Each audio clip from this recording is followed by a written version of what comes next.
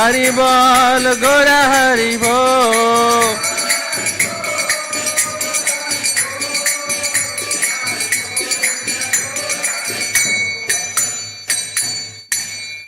Gaura Premanande. Om Vishnupada Rajakacharya Ash Shrimad Abhay Charanaravindra Bhakti Vedanta Swami Srila Prabhupada Ki ISKCON Guru Vrinda Ki Jai Nitai Gaur Sitanath Premanande. All glories to the assembled devotees. All glories to the assembled devotees. All glories to the assembled devotees. All glories to Shri Shri Guru and Gauranga. All glories to Srila Prabhupada. Jagat Guru Srila Prabhupada Ki.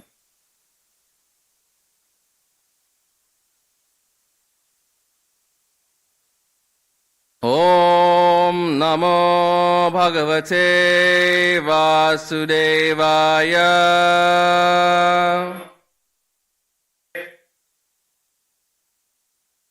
Om Namo Bhagavate Vasudevaya.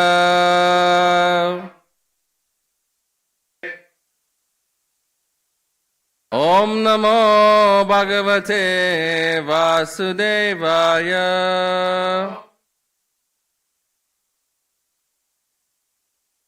Narayanam Namaskrityam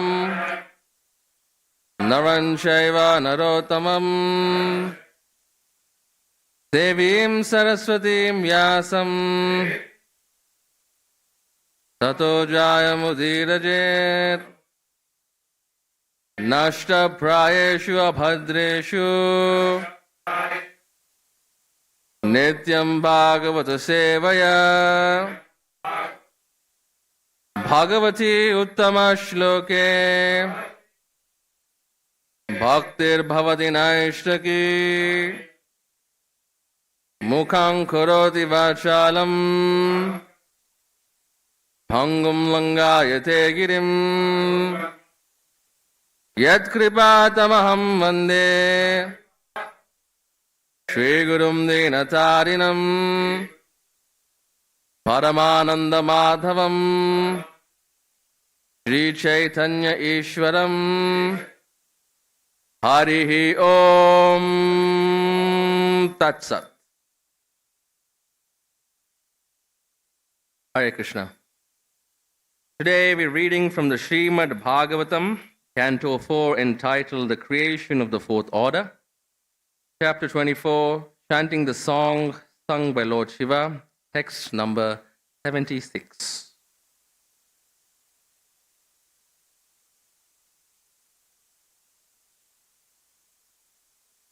Yo imam shraddhaya yukto Ya imam shraddhaya yukto Madgitam bhagavatstavam Madgitam bhagavatstavam Adhiyano duraradhyam Adhiyano duraradhyam Harim aradhayatyaso Harim aradhayatyaso Ya imam shraddhaya yukto Madgitam bhagavatstavam Adhiyano duraradhyam Harim aradhayatyaso Ya imam shraddhaya yukto Madgitam bhagavatstavam Adhiyano duraradhyam Harim aradhayatyaso. Prabhu's Ya imam shraddhaya yukto Madgita Stavam Adhiyano Harim aradhayat Ya imam shraddhaya yukto Madhyetam Bhagavastavam Janudaradyam Harim Aradhayatyasau Ya Imam Shraddhaya Yukto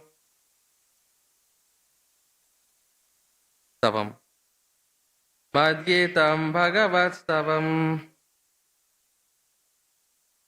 Adhiyanudaradyam Harim Aradhayatyasau Ya Imam Shraddhaya Yukto Madhyetam Bhagavastavam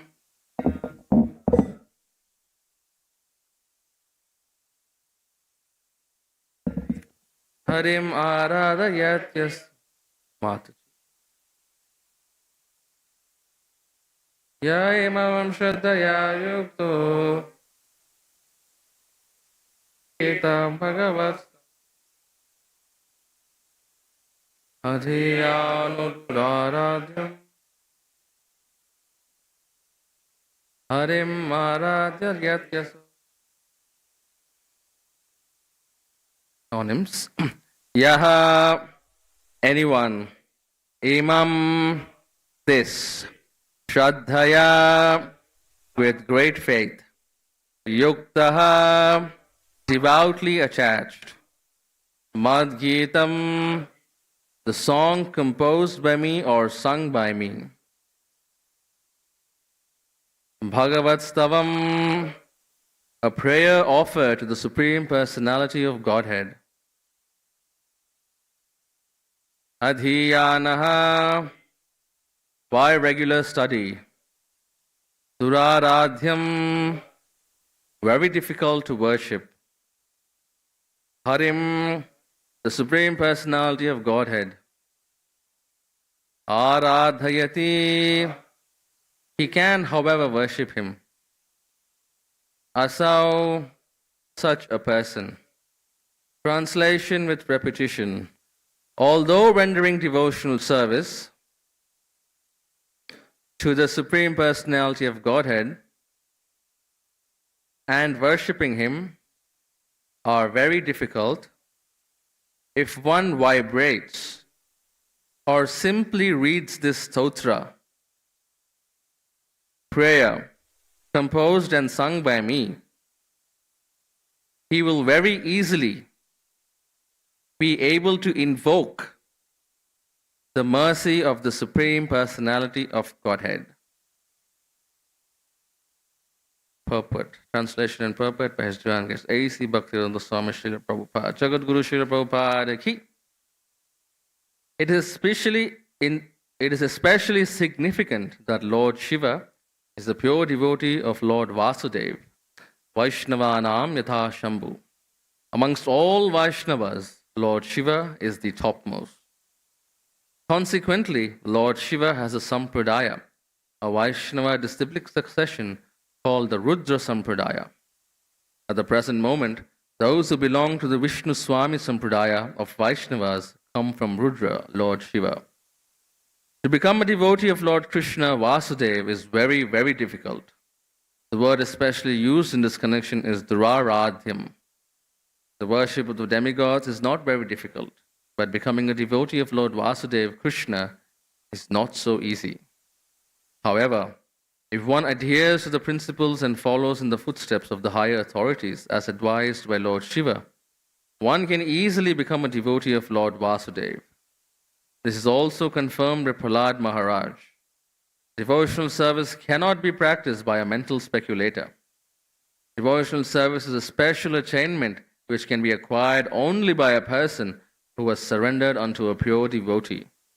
As confirmed by Prahlad Maharaj, Mahi asam pada rajobhishekam nishkinchananam na pranita yavat.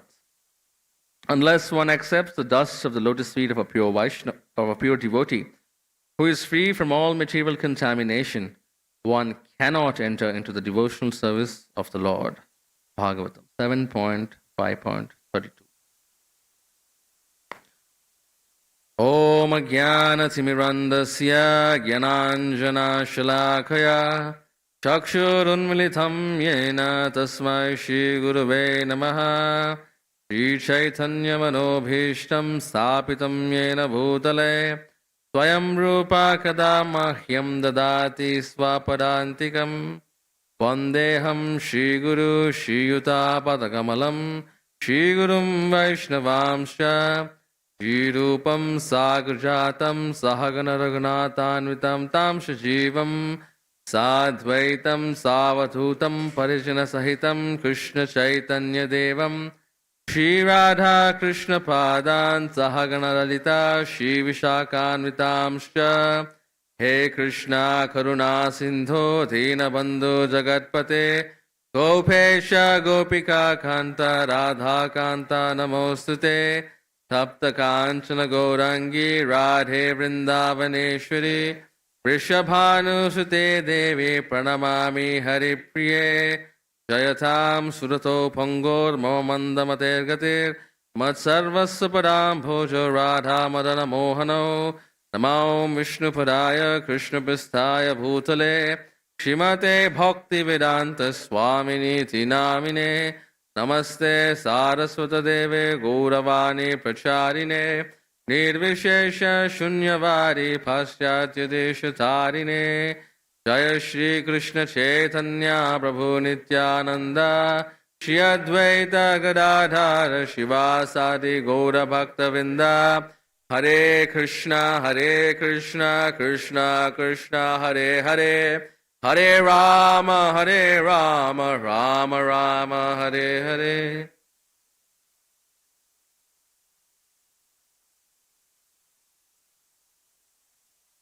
Reading the translation again. Although rendering devotional service to the Supreme Personality of Godhead and worshipping Him are very difficult, if one vibrates or simply reads the stotra or prayer composed and sung by me, he will very easily be able to invoke the mercy of the Supreme Personality of Godhead. So this verse is very interesting. Very multiple topics are being highlighted here. A couple of them, the importance or the difficulty of getting devotional service, and also the mercy of Lord Shiva. And in the purport also Prabhupada is mentioning the importance of a Vaishnava. So we'll try to cover all the aspects which Prabhupada is mentioning. So when we say that devotional service is very difficult and very difficult to achieve, the Lord in the Bhagavad Gita, He says, Manusyanam Sahasreshu, that out of many, many millions of people, ordinary people, very rarely some of them take up the process of spiritual realization. And out of many thousands of such people who are engaging on the path of transcendence or spiritual realization, very few actually get the opportunity to render service or come and perform devotional service unto the Lord. And out of those few who perform devotional service to the Lord, very rarely does one achieve pure and uninterrupted, unmotivated devotional service unto the Supreme Personality of Godhead, Sri Krishna. So from that we can see how rare and difficult it is to perform devotional service. Regards to demigods, it is very easy to actually worship them. They are very easily pleased. Another name of Lord Shiva is Ashutosh, one who is very easily pleased. And the benediction which Lord Shiva or many of the demigod gives is material in nature, material sense gratification. Very quickly you can achieve your desire if you worship Lord Shiva. Some people who worship the external energy of the Lord in the form of Durga, Maya Devi, they see that very quickly their desires and objects of sense gratification are very easily obtained. They think, oh, my dear goddess, please engage, please allow me that if you're pleased by my worship to you, please give me this wonderful bungalow and huge palace. And Durga Devi says, okay, so be it. Somebody may say, I'm trying so hard to get this wonderful car, the latest series of BMW. My dear goddess, please enable me to achieve this car.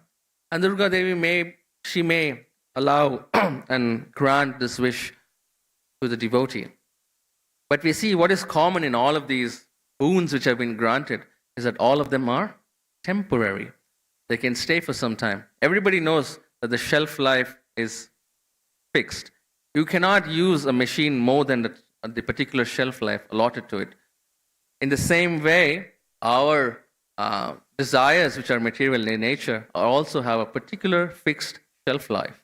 And if you try to enjoy more than that, you will always come to the situation where you are bewildered.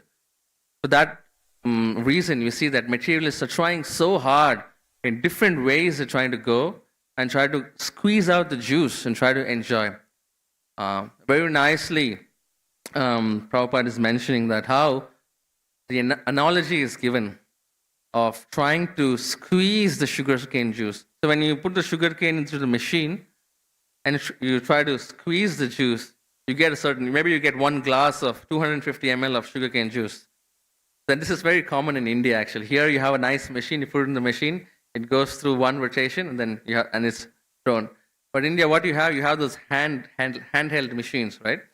So you put the sugarcane once, the person doesn't stop there. He folds the sugarcane into 2, again he puts it, and he does it, and he again grinds. Just grinds so much that whatever juice is there, it comes out. Doesn't stop there. He takes that, again he folds it into 2, and then again he puts it into the machine. And he squeezes some more, and then whatever little bit of rust and juice is there, it comes out. Doesn't stop there. He again does another fold, and then he does it, and by the time he's finished with it, all the sugarcane fibers are just splitting apart, and there's literally few drops which come out from the sugarcane fibers. But does he stop there? No, he thinks, let me try to get a little bit more juice from the sugarcane so that I make maximum amount of profit from the sugarcane. Again he folds it, and then he ends up putting it, and all you get ultimately is just fibers in the end. So this is the analogy which is given for enjoyment in material nature. No matter how much you squeeze, ultimately it's the same thing. We may think, oh, let me package it in a different way. This is a different type of sense gratification. I've packaged it a little bit differently. There's a little bit of different flavor there. Maybe it's going to be a bit different. But ultimately we see that when we are engaged in these kind of activities, it is bewildering. Then how do we come out of this bewilderment? It is said that the bewilderment of material nature is such a hard knot. If there's a knot tied to the heart, it's so difficult. Has anybody tried to do some stitching or embroidery and you ended up by mistake doing a knot, and it's so difficult to get rid of that knot, isn't it? You get so frustrated and you're like, oh, let me just cut this thing and then do the whole thing again. Similarly.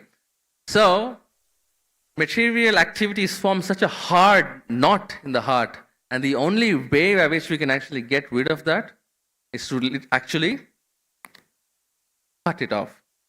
But is it easy? Not.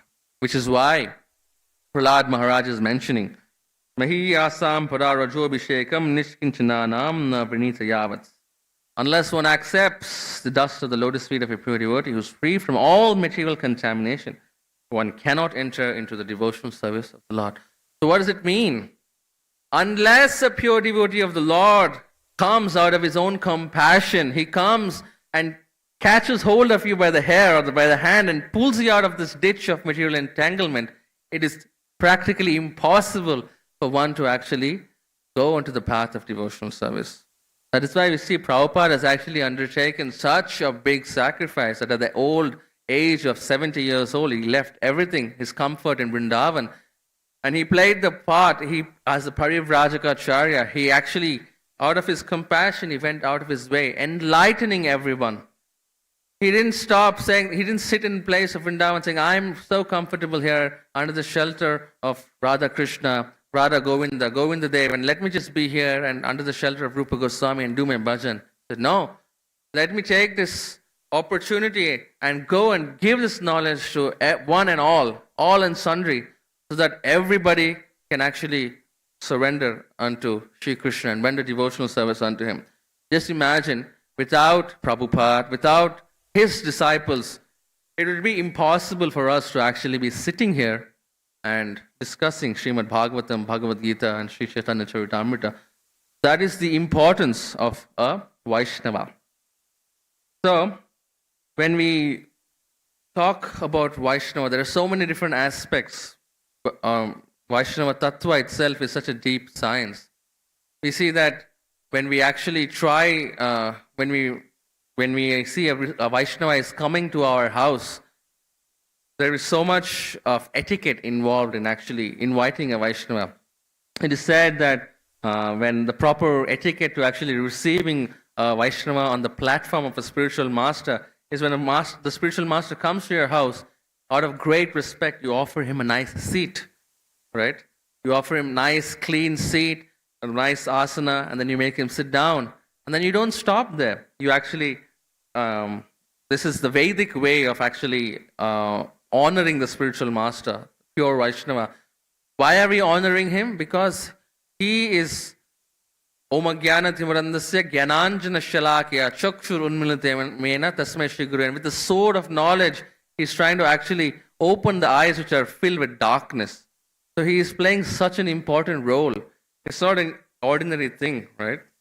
It's not easy for a Vaishnava to actually get a person out of the mode of ignorance. He has to take so much of sacrifice. Prabhupada used to say it takes gallons and gallons of blood to actually make one devotee. So it's not easy. So when the spiritual master comes, you give him a seat, you wash his feet. That is the etiquette of Vedic culture. When Narada Muni actually entered Dwaraka, Krishna was playing the part of an ideal householder along with Rukmini. When Narada Muni comes as the spiritual master, as the guru, Krishna immediately got up from his asan and he offered his own asan. He made him sit there. He washed the feet of Narada Muni. And he didn't stop there. He took the water which has been offered, the Charanamrit, and he sprinkled it on all of his wives and all of the servants. And he sprinkled it all himself. And he honored it also. So that Krishna is teaching by example how we actually honor the Vaishnavas in the position of the spiritual master. And in the same connection, we see that in Chaitanya Charitamrita, there is in, I think, Antya-lila, 16th chapter, it talks about the three extremely powerful elements which are helpful in progressing in devotional service. Three extremely powerful elements which make you progress in devotional service. Number one, the dust offered to the dust from the lotus feet of the Vaishnavas. Not an ordinary thing.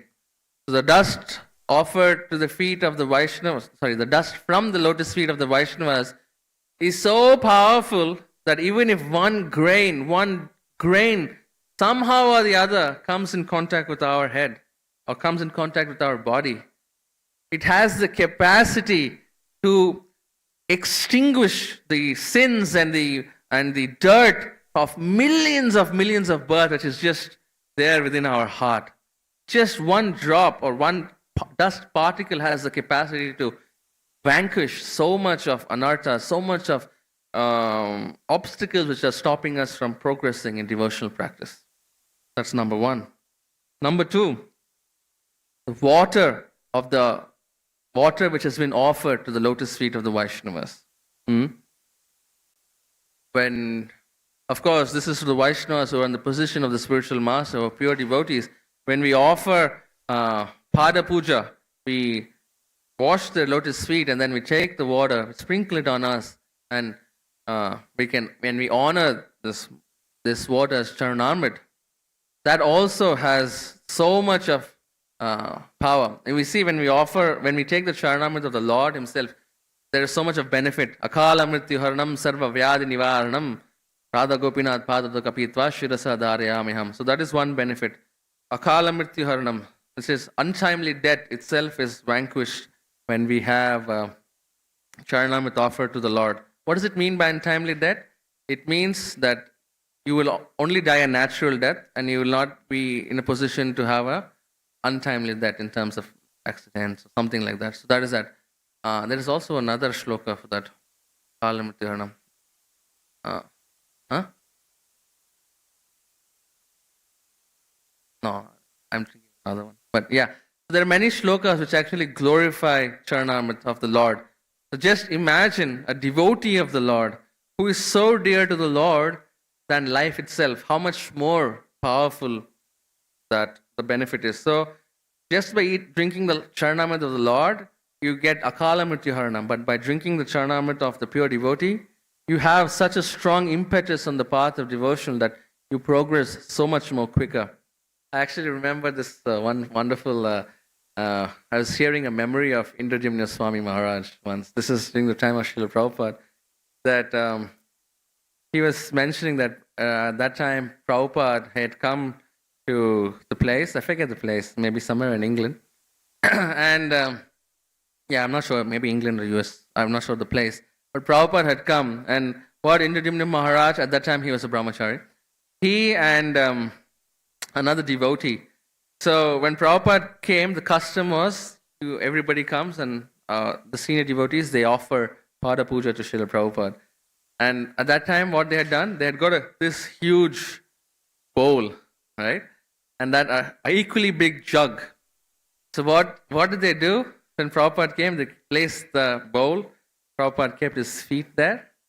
And this huge jug of water, maybe a couple of liters, 3-4 liters or 5 liters of water, they did the Pada Puja for Srila Prabhupada. And then the temple president and all of them got a little bit busy in trying to wipe Srila Prabhupada's feet with a towel and, basically make nice arrangements. And then Maharaj, he was like, he looked at the other guy, he indicated, it's like, okay, let's get out of here. Both of them got the whole bowl of Charanamrit, went into a room and locked it up. and then both of them sat down. Each of them took one glass each, and then took it and then started honoring. Continuously, just kept on drinking that. And then somebody was banging, hey, Prabhu, open the door. We want some Charanamrit. And they didn't open the door at all. They just kept on drinking. And both of them together, they finished the entire thing, and they're just, they were just sitting there. And Maharaj was actually reflecting after that. And he says, I was just reflecting after that, after many years of that, I'm thinking, maybe the only reason why I'm still here in Krishna consciousness and doing devotional service is because I drank so much of Charanamrit that particular day. So you can see the importance of Charanamrit. So, and then the third important element which actually gives an impetus in bhakti is the remnants of prasadam offered to the Vaishnavas. It's basically the Vaishnavas honor prasad from the Lord, and whatever remnants are there, if somebody else takes that, ordinary devotee takes that, that also is a very powerful impetus on the part of devotion. To that extent, there is a wonderful pastime in the Chaitanya Charitamrita, the Anjalila 16th chapter, of a devotee who had taken a vow that I am going to eat the remnants of prasad of all the Vaishnavas in Bengal. That was a vow which he had taken. And his name was Kalidas. So Kalidas had taken that vow that I will take the remnants of prasad of all the Vaishnavas present in Bengal. That is my vow. So somehow or the other he would try to take prasad. And of course, Vaishnavas are so humble. They would not like to give the remnants. They would not be in a position and say, okay, I've taken this prasad, now Kalidas, you can honor this. Of course, they had not been in that position. So what Kalidas used to do, he used to wait. He used to be very sneaky, right? He'd wait once the prasadam plates are given away, then he'll go and take those and try to take some remnants. So there's a wonderful exchange actually between Kalidas and a wonderful devotee called Jadu Thakur. At that point in time, the importance to different Varunas was very particular by the smarter Brahmanas. So if somebody was in a Brahmana class, Kshatriya, Vaishya, Shudra, they were very conscious of that. Of course, Mahaprabhu was not like that. But at that point in time, society was in such a way that people are extremely caste-minded or caste-conscious. And then we see Jadu Thakur was actually in a particular caste which was apparently shunned by the rest of the society. But we know that Mahaprabhu has always propagated Naham Vipro, Na Chandrapati, Na Pavaisho, Na Shudro, Naham Marni, Na Chagrapati, Na Manasirva, Kinto Brodal Nikana Paramananda Punamrata there, Gopi Bhartu Badagamalyor, Dasa Dasanu Dasaha. I am not a sannyasi, I am not a grihastha, I am not a vanaprastha, I am not a brahmachari, I am not a yes, and I am not a brahmana, I am not a vaishya, I am not a kshatriya, and I am not a shudra. What I am is Gopi Partu Padakamalyor Dasa Dasanu Dasa. I am the servant of the servant of the servant of the gopis of Vrindavan. That was the mood of Mahaprabhu. Anyways, so once Kalidas, he got some very nice mangoes, ripe mangoes. Now it's summer. I know that we are nicely offering mangoes to Radha Gopinath. But he also got some nice mangoes and he wanted to offer. He got the mangoes with an ulterior motive, So he said, let me take these mangoes. And he took them to Jadu Thakur and his wife. And he said, oh, my dear Jadu Thakur, you're the topmost of all Vaishnavas.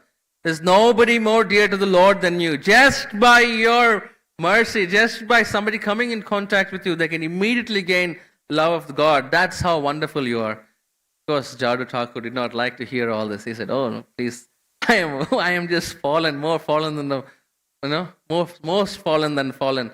And please don't talk like this. Actually, you are the devotee. So like this, they were having this nice exchanges among each other.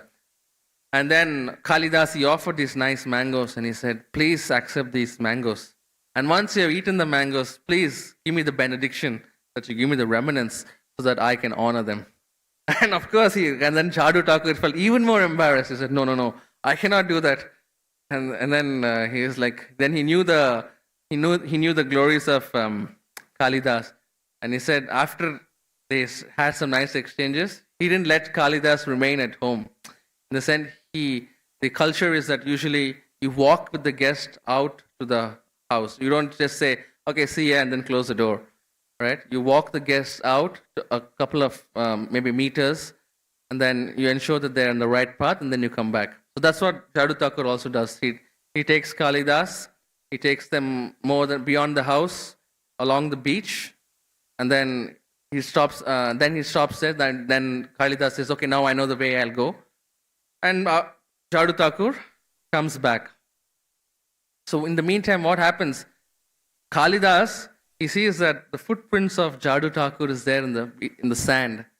So what Kalidas does, he takes the sand from the beach and he just bathes in the sand. He says, "Oh, this is the dust of a pure Vaishnava," and he just bathes in the sand of the dust of the lotus feet of Jadu Thakur. And then he sneaks back into the house of Jadu Thakur.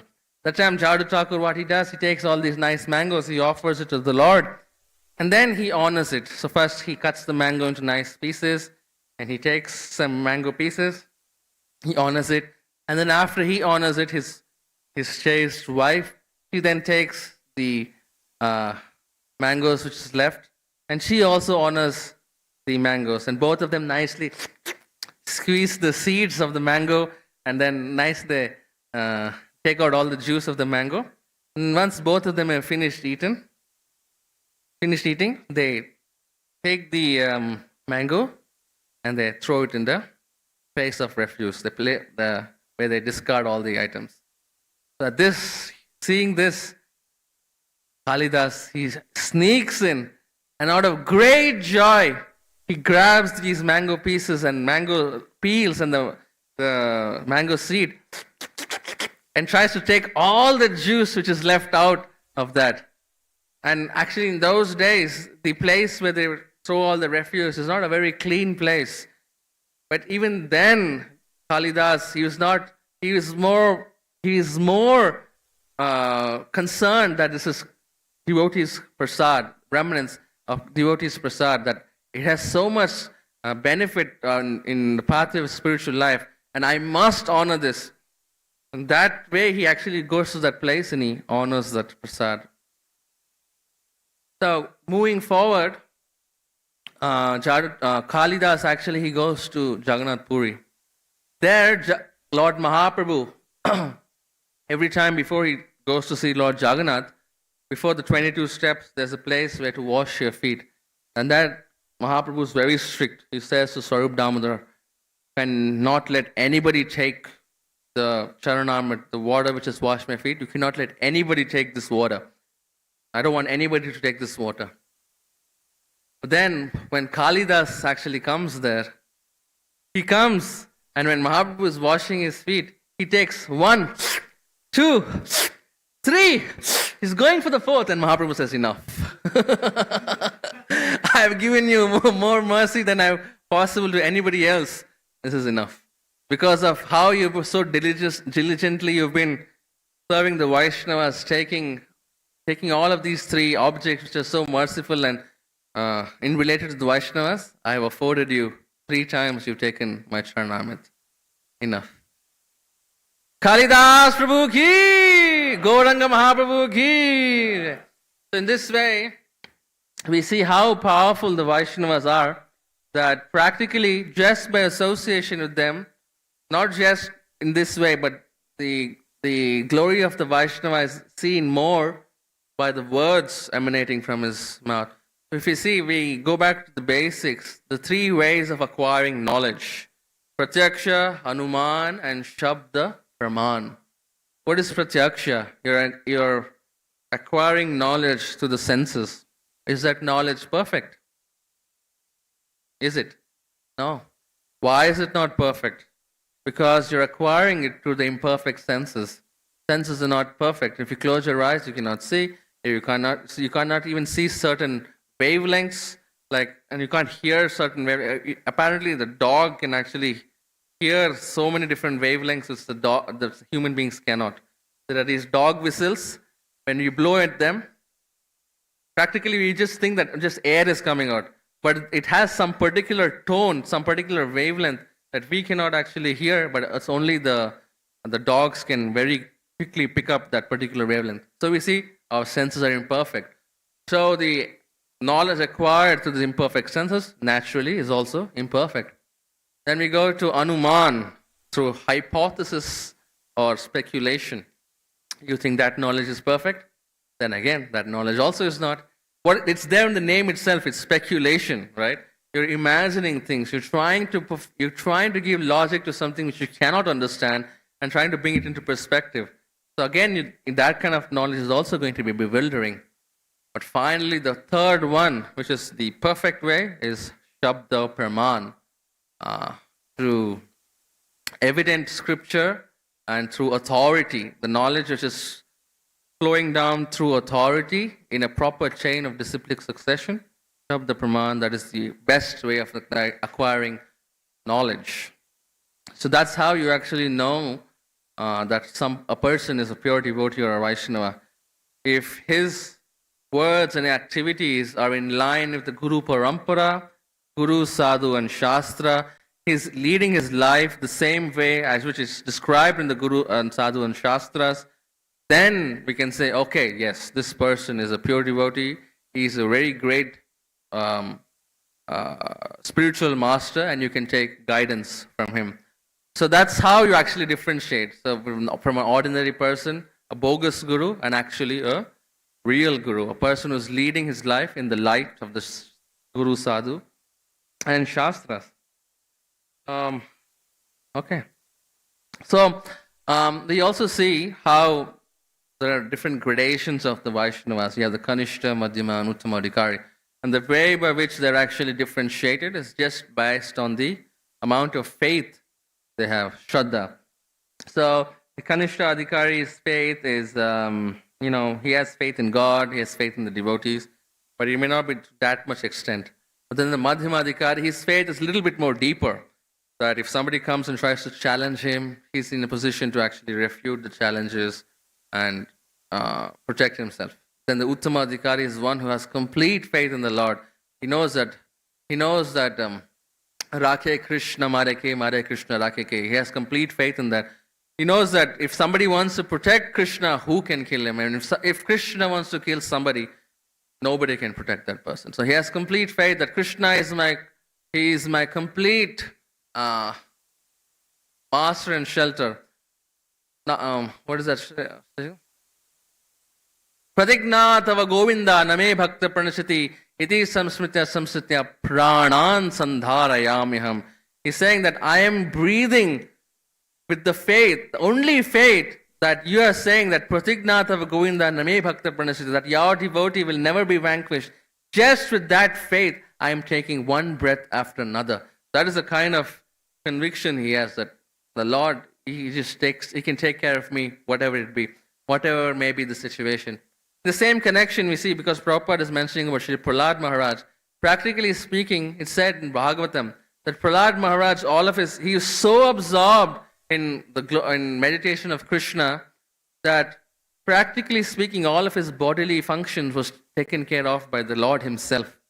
So the devotee is completely under the shelter of the Lord, even up to the extent of the bodily functions. And because he's so deeply engrossed in meditating on the Lord, everything else is insignificant to him. So just imagine we have the opportunity of such stalwart Vaishnavas coming into Guru Parampara, from Krishna to Lord Brahma, then from Brahma to Sri Narada, Narada to Vyasa, Vyasa to Madhva, Madhva in the line of Madhvacharya, Chaitanya Mahaprabhu, from Chaitanya Mahaprabhu, the six Goswamis, from the six Goswamis, Vishwanath Chakravarti Thakur, Narottam Das Thakur, Jagannath Das Babaji, and then now more recent, Bhakti Vinod Thakur, from Bhakti Vinod Thakur, Jagannath Das Babaji Maharaj, from them Bhakti Siddhanta, then of course Srila A.C. Bhaktivedanta Swami, Srila Prabhupada, who actually founded the International Society for Krishna Consciousness movement for us to actually practice this, and then his various disciples. Just see how fortunate we are to actually have the association of devotees. And that goes on to say, the next thing is that we have the opportunity to have such wonderful association, how important it is that we deal with them with proper etiquette and proper relationship. There is place in Chaitanya Charitamrita also, it says that if you do not respect a devotee with proper etiquette, that also is bewildering. There's also tantamount to offense, and it bewilders a person in the progress of bhakti. So important. Now also in the context that it's just not us and our God brothers or God sisters. Prabhupada has created an institution that his disciples have disciples and their disciples have disciples. So we're talking about disciples, grand disciples, and great grand disciples. So how much more important it is that we actually have proper etiquette when we're dealing with devotees. It's just not our God brothers, it may be our God cousins, our nephews, nieces. So with so much importance Mahaprabhu is actually giving to also etiquette. Yeah, Prabhupada is actually mentioning in one place that the Yadu dynasty is so powerful that the only way by which they were destroyed was infighting amongst themselves. Right? An external agent did not come and try to destroy the Yadus. It was just because of infighting amongst themselves that the Yadu dynasty was destroyed. In the same way, Srila Prabhupada is saying the only way that this International Society for Krishna Consciousness, this movement, can have any roadblock is that if the devotees start fighting amongst each other and offending Vaishnavas, and in this way, that's the only way by which movement can be stopped. So we have to be so expert that we should know that the way in which we must deal with devotees, we must always deal with them pleasantly. It's very easy to say harsh words and then later regret. But the real tapasya is to think before you speak. That, oh, I'm not talking to an ordinary person. He is also a devotee. He is also Vaishnava. Let me think twice before I speak, and let me present something in such a way that it is also appealing. Maybe the other devotee is making a mistake, but you must know how you have to correct. You must also think whether you are in a position to correct, or you must also know that whether you have the rights to actually correct.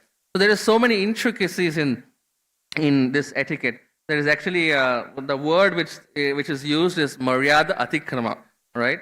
That you cannot violate etiquette, and if you do, it is Chaitanya Mahaprabhu is mentioning that it is essential for pure love. Vaishnava etiquette is so essential for pure love. So we started off by the glories of Vaishnavas, the importance of knowledge, the main three impetuses or the three objects that are really helpful for one to actually progress in bhakti. We're concluding by saying that we have such valuable association amongst us, and we must try to make best use of it because Vaishnava association is so rare. Then again, it goes back to the first point, Manusyanam Sahasreshu. So out of so many millions of people, it's so rare that we have the association of devotees. And we must actually cherish that, be grateful for that association, be grateful for Srila Prabhupada for giving us the opportunity to perform devotional service, not just alone, but in the association of devotees under the umbrella of such a wonderful institution that one can so easily progress in the path of bhakti as compared to anywhere else on the planet. Srila Prabhupada ki! Thank you very much. Hare Krishna. Any questions or comments? Yes, Prabhu.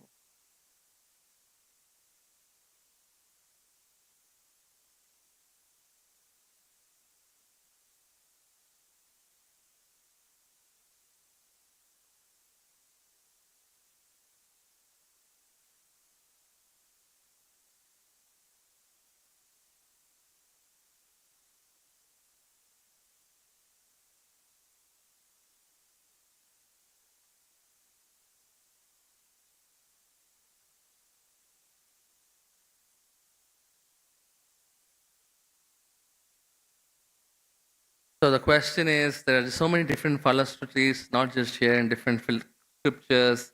Are they really effective and powerful, or do they work? Yeah. So actually, Prabhupada mentions these are all actually blessings of Vaishnavas. You must understand that there are two ways by which one can become a pure devotee of the Lord. One can be a sadhana siddha, or one can be a kripa siddha. What does it mean to be a sadhana siddha? One performs regulative activities over so many years, keep on doing devotional, practicing the rules and regulations very strictly, and one becomes a sadhana siddha. But then, there is a very rare thing called kripa siddha. By the mercy of the spiritual master, or the mercy of the guru, one can very easily become a pure devotee of the Lord, can attain pure devotional service. So, we must understand that all of these Falashrutis, whatever you see here, are all the blessings of the Vaishnavas. All of these are blessings.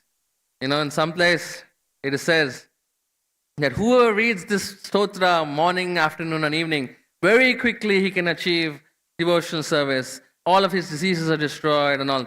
Prabhupada mentions in the after the Putana Lila, that whoever reads this pastime after Putana, this is Prabhupada himself is giving the blessing in Krishna book. But whoever after reads this Putana Lila, very quickly he will get love for Govinda, or on something on those lines.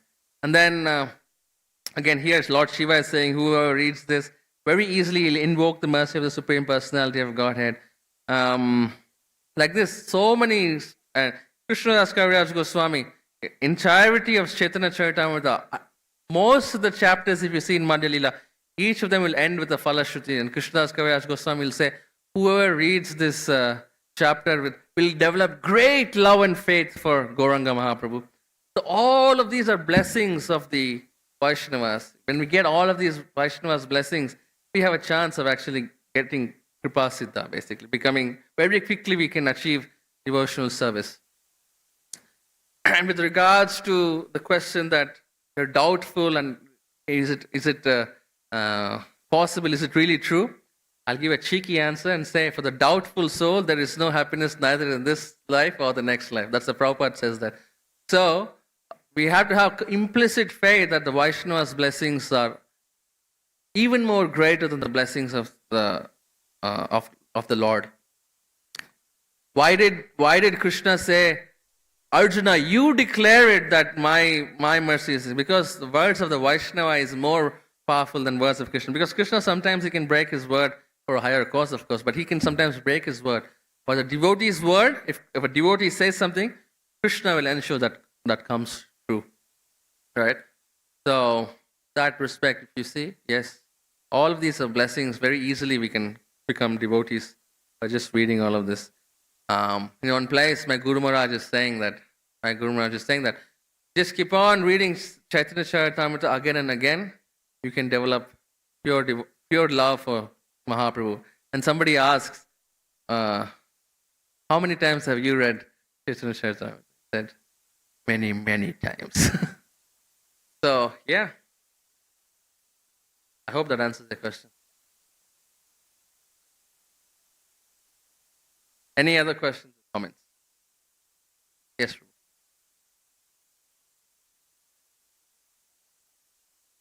Kalidas.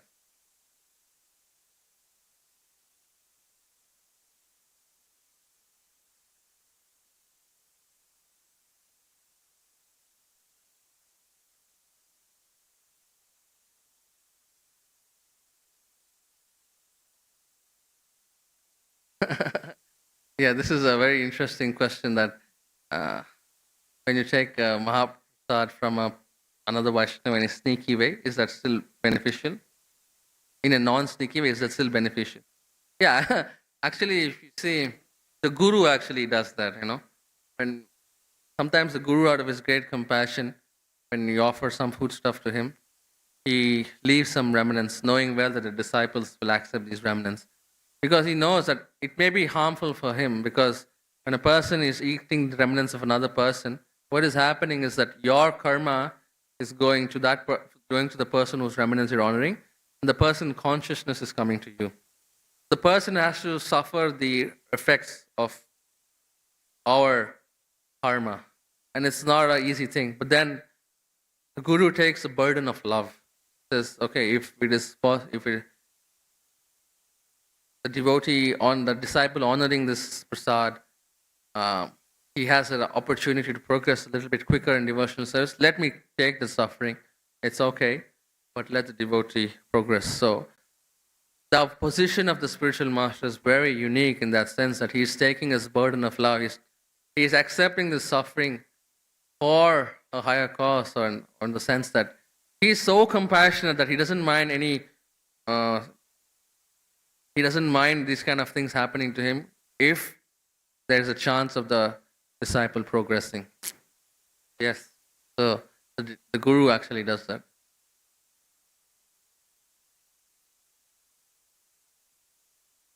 Yeah, of course, you always have to respect etiquette. In this situation, both Jadu Thakur and Halidas are extremely pure devotees, right?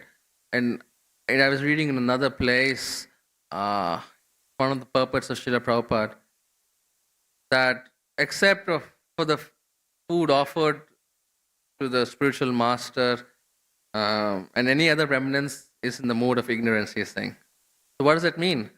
That we observe etiquette and we try to take remnants just from the spiritual master, and we try to stick to that, because maybe some other Vaishnavas may be uncomfortable with taking, and they may not have the capacity also to accept that heavy load of karma which you're transferring. So it's better to observe etiquette in that and avoid that. Just have that relationship with the spiritual master, and he has the capacity to tolerate that load.